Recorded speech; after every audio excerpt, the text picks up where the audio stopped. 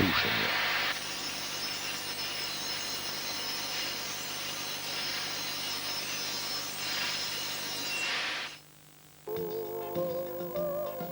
Pri brušenju geometrija rezalnega robu ni določena kot pri ostalih rezalnih postopkih.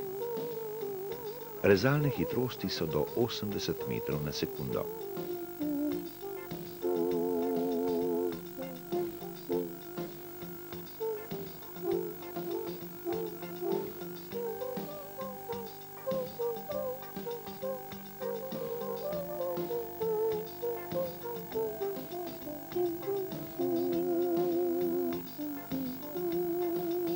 Poznamo obodno in čelno brušenje. Obodno brušenje je ploskovno in okroglo brušenje. Ploskovno brušenje omogoča izdelavo ravnih površin.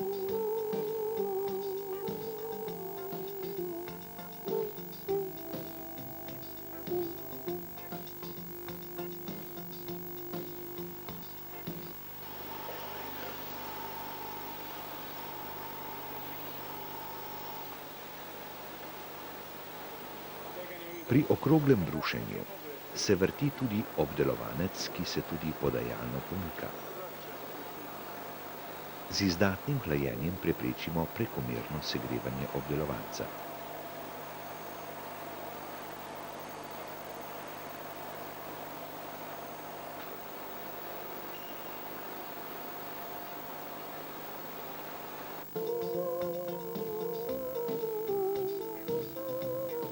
Posebna oblika okroglega brušenja je brezkonično brušenje. Pri tem uporabljamo delovni in podajalni brus. Le-ta je nagnjen, kar povzroči podajanje obdelovanca preko delovnega brusa.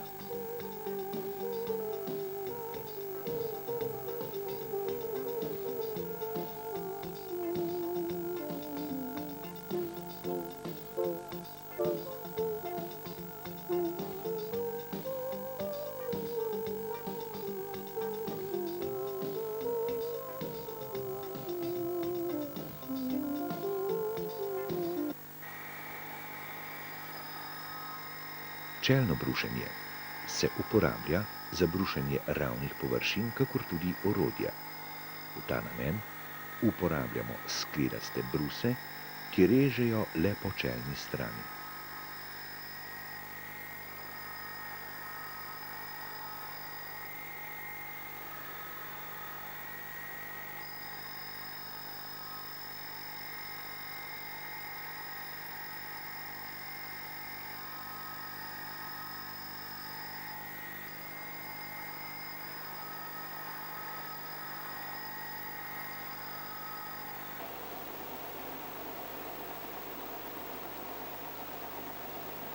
Brušenje uporabljamo tudi za brušenje drugega orodja, kot sta na primer krožna žaga in sveder.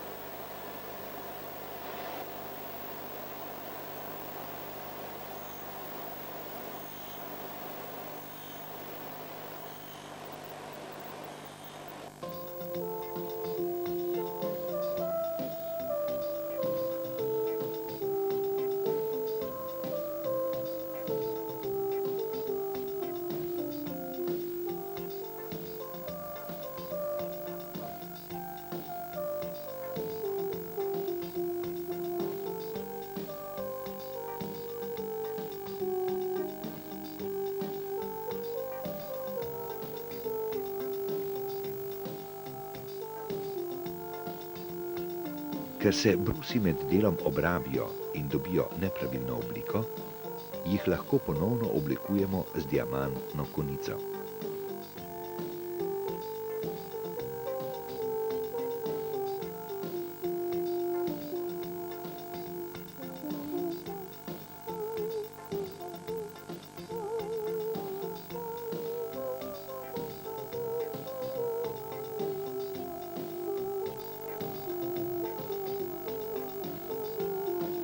Keramični brusi so različnih oblik, kar omogoča široko uporabo. Diamantni brusi pa se uporabljajo za brušenje trdih materialov.